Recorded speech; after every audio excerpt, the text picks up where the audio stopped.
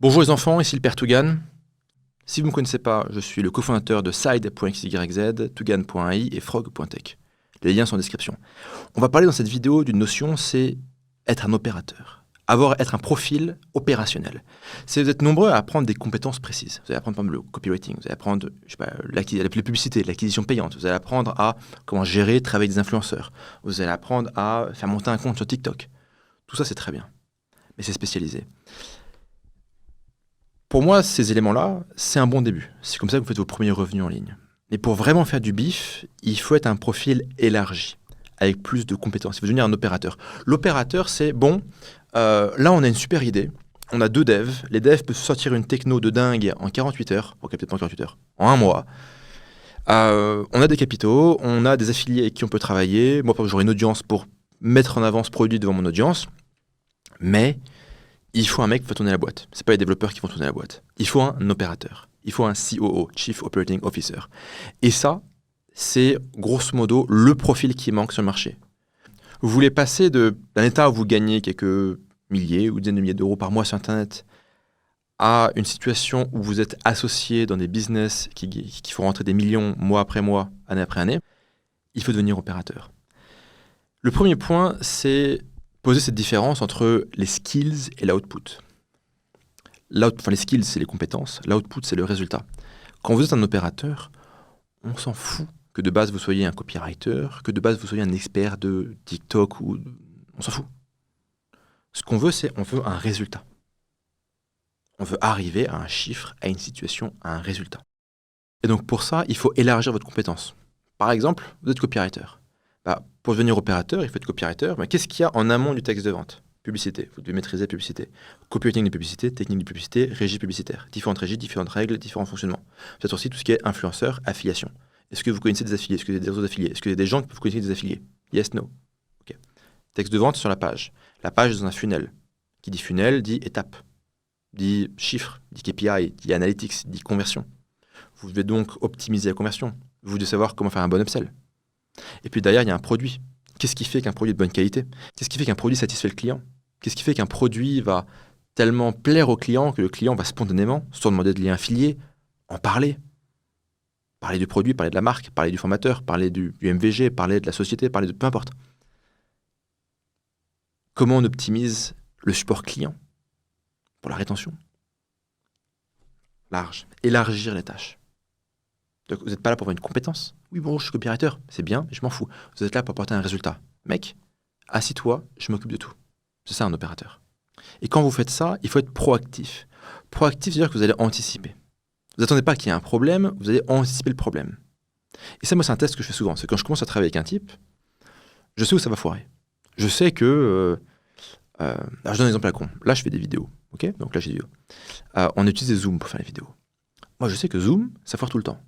Donc j'arrive, les monteurs sont là, ils ont préparé les caméras, les machins, les bidules, tout ça. Je sais que Zoom, ça va foirer. Est-ce qu'ils ont anticipé que Zoom va foirer ? En général, non. Ils sont pas proactifs. Ils attendent que ça foire, ils font « Oh merde !» Ils prennent un tutoriel. Donc il faut être proactif. Et dans cette logique de skills versus output, il y a la différence aussi entre obligation de moyens et obligation de résultat. Dans le droit, si vous avez eu l'expérience du droit, dans un contrat, on distingue souvent l'obligation de moyens, l'obligation de résultat. L'obligation de moyens, c'est vous êtes payé pour poser votre cul sur une chaise de 9h du matin à 11h30 et après de 13h jusqu'à 17h. Vous travaillez à la poste, par exemple. Quand vous travaillez à la poste et que vous posez votre cul sur une chaise, que le courrier arrive à l'heure ou pas, vous vous en foutez. Que les gens fassent la queue 3 heures ou pas, vous vous en foutez. Vous êtes payé pour poser votre cul sur une chaise. C'est une obligation de moyens. Vous êtes payé pour passer X heures le matin, Y heures l'après-midi, Z jours par semaine ici. Vous en foutez du résultat. Ça, ces gens-là, on n'en veut pas. Ce sont des fonctionnaires. Il n'y a pas de place pour eux. Les fonctionnaires, on les remplace soit par des robots, soit par des Chinois. D'accord ? Donc, ce qu'il faut, c'est une obligation de résultat. L'obligation de résultat, c'est, mec, on s'en fout que tu viennes à 9h et que tu prennes ta pause déjeuner à 11h30.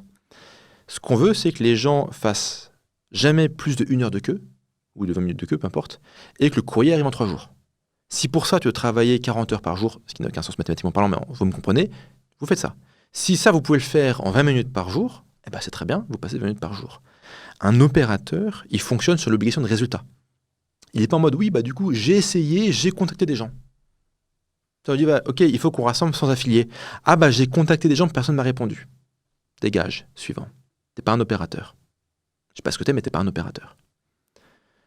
L'opérateur, c'est ouais, on pourrait pas. Oui, j'ai déjà appelé machin, j'ai machin qui sont prêts. Là, j'ai d'autres gars qui sont dans le pipe, je les appelle cet après-midi. Ok, ça c'est un opérateur. Deuxième point, dans comment devenir un opérateur, c'est comprendre les 4 disciplines de l'exécution. C'est un RX spécial. Ça vient d'un bouquin qui s'appelle The 4 Disciplines of Execution, qui est chiant à lire, donc ne le lisez pas. Le premier point, c'est les WIG, c'est les Widely Important Goals, donc les objectifs très importants. Le deuxième point, ça consiste à comprendre la différence entre l'objectif intermédiaire et l'objectif final. L'objectif final, c'est par exemple, voilà, on veut faire, 504 profits ce mois-ci. Okay. Vous allez voir l'équipe et dites, ok les mecs, on se chauffe, on y va, on fait 504 profits ce mois-ci. Toute l'équipe est super chaude, tout le monde est content, bonne énergie, bonne dopamine. Est-ce que donner cet objectif, est-ce que les gens vont attendre l'objectif? Non, parce que c'est incantatoire. Ce que vous voulez, c'est comprendre quel est l'objectif intermédiaire. Quels sont le ou les objectifs intermédiaires qui ont un impact sur l'objectif final? Je prends un exemple tout bête. Si vous envoyez un email à vos clients avec un lien vers la fiche produit, il y a un pourcentage des gens qui vont ouvrir, un autre qui va cliquer, et après il y en a qui vont arriver sur la page et certains vont acheter. Quand vous envoyez un email, vous savez qu'en moyenne, il sera ouvert à 30%, qui sera cliqué à 4%, et qu'après sur la page de vente, comme c'est comme du trafic chaud, vous allez convertir peut-être à 10%. Donc vous savez qu'un email envoyé à une liste de X contacts va générer Y en vente. Donc un objectif intermédiaire, c'est on va envoyer des emails. Un autre objectif intermédiaire, c'est on veut acheter du lead. Donc ce que vous voulez en tant qu'opérateur, c'est bien identifier les objectifs intermédiaires qui ont un impact mesurable, probabilisable, répétable sur le résultat final. Okay. Donc vous identifiez les objectifs intermédiaires, et pour ces objectifs intermédiaires, vous mettez en place une forme de responsabilité collective ou de responsabilité publique et régulière. C'est que vous allez rassembler l'équipe. Et l'équipe, ça peut être vous et une personne. Hein. Ça peut juste être 2 personnes, une équipe. Hein. Et publiquement, vous allez dire, OK, cette semaine, je dois faire ça, je veux accomplir ça, l'objectif, c'est ça. Et l'autre personne fait pareil. Donc toutes les semaines, la semaine, c'est pas mal comme une unité de temps, on va dire. L'équipe va se rassembler pour dire qu'est-ce qu'ils font, qu'est-ce qu'ils ont accompli la semaine dernière, est-ce qu'ils ont atteint leurs objectifs, quels sont les objectifs de cette semaine, et comment ils veulent les accomplir, quels sont-ils et quand veulent-ils les accomplir. Publiquement. Publiquement, c'est pas face à 1 million de personnes, c'est juste face à l'équipe. Ça s'appelle The 4 Disciplines of Execution, que j'ai, on va dire, simplifié à la caricature pour cet exemple-là. Le plus important, c'est vraiment de distinguer l'objectif intermédiaire, l'objectif final. Tout le monde se focalise sur l'objectif final, par exemple le profit, mais le profit est incantatoire. Il faut se concentrer sur qu'est-ce qui déclenche le profit, et que vous pouvez mesurer, et vous pouvez actionner. Troisième point, c'est opération, marketing, product. En tant qu'opérateur, ma recommandation, c'est toujours commencer avec du 4L. Low cost, low tech, low human, low complexity. Donc vous simplifiez tout à mort. Donc ouais, alors on a 15 000 idées, on a un peu de ça. Dans le produit, on a 5 fonctionnalités différentes, mais que celle-là aussi, qu'on va développer, qu'on va faire une variation de cette feature parce qu'il y a quand même un client qui... Non. Vous arrivez, vous simplifiez à mort tout. On simplifie le produit, on simplifie les process, on simplifie les pages de vente, on simplifie les solutions techniques utilisées, on simplifie l'équipe, on simplifie tout. Premier point, c'est on simplifie tout. Le deuxième point, dans tout ce qui est opération, product, plan, ça va être de se confronter au réel en faisant, en anglais c'est do things that don't scale. C'est les do things that don't scale, c'est faire un truc à la main. Je vous donne un exemple. Au lieu de penser une automatisation au 8e degré pour scraper des contacts, les mettre dans une liste, automatiquement envoyer le truc avec je sais pas quel outil, et après faire un retargeting. Non. Vous regardez qui sont des clients potentiels, vous les contactez tout bêtement. Vous êtes sur LinkedIn, Twitter, vous contactez les gens et vous les closez à la mano. Et donc en gros, vous en tant qu'opérateur, vous n'allez pas dire à l'équipe, alors oui, on n'a pas encore de clients, mais attendez les mecs, on arrive avec un système, ça va être un truc de dingue. Non. En tant qu'opérateur, l'équipe veut du résultat là maintenant. Donc chaque jour, vous allez chercher un client à la main, bêtement, ou 2 ou 3. D'ailleurs, c'est en faisant les choses à la main que vous saurez comment automatiser et scaler le truc. Vous ne pouvez pas scaler un truc que vous ne comprenez pas et que vous n'avez pas fait. D'accord ? Donc vous allez chercher à la main en vous confrontant au réel. Parce que quand vous prenez, alors vas-y, j'automatise ici, après j'envoie avec un email, et puis je fais une automation, et après je branche sur Zapier, puis make.com. Non, C'est genre fuir le réel. C'est de l'enfumage. Ça peut marcher à un stade, mais à ce stade, c'est de l'enfumage. Donc, vous voulez vous confronter au réel en faisant des choses qui ne scalent pas. Une fois que ça, vous l'avez fait, vous pouvez commencer à scaler. Vous pouvez commencer à avoir un process, avoir une automatisation. Donc, 4L, puis confrontation au réel en faisant du do things that don't scale, et enfin, commencer un petit peu à scaler et automatiser. Le point numéro 4, c'est de développer une culture produit. Comprendre le design UI, donc les interfaces, le design UX, donc le fonctionnement d'un produit. Pour ça, il faut développer une compétence qui est rare. C'est celle de se mettre dans les pompes du con de base. Si vous devez arriver en mode, ok, j'arrive sur la page de vente comme le plus gros con, le mec le plus de mauvaise foi, qui n'a pas envie, qui va tout faire pour que ça foire. Vous cliquez sur tous les boutons comme un bouffon. Vous cherchez vraiment à ce que tout foire. Vous cherchez toutes les raisons de ne pas acheter. Toutes les raisons de vous plaindre. Vous savez, moi j'ai l'air très négatif. En fait, je suis sympa, hein, mais j'ai l'air très négatif. Et je suis négatif pourquoi ? Parce que quand on est négatif, et quand on choisit de voir tout ce qui est con dans le monde, ou tout ce qui est con dans un produit, ou tout ce qui est pété dans un processus commercial, si on choisit de le voir, on le voit. Et si on le voit, on le dégage, on le corrige. Et c'est beaucoup plus simple, je dirais, d'améliorer en virant, ou en supprimant, ou en corrigeant ce qui est con, plutôt qu'améliorer en pensant à un truc nouveau. Donc mieux vaut se focaliser sur ce qui est con, ça demande peu d'intelligence, peu de talent, et ça apporte du résultat rapide. Donc vous commencez par éliminer tout ce qui est débile, vous mettre dans les pompes du client. Et après vous allez vous dire, une fois que vous avez simplifié à mort, et on reste dans une logique 4L, vous allez vous dire, ok, comment maintenant je peux accélérer la satisfaction client ?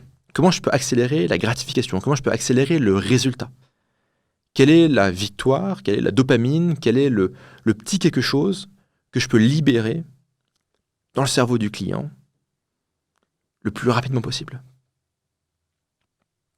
Un bon produit, c'est ça. Un bon produit, c'est un produit qui apporte une gratification rapide.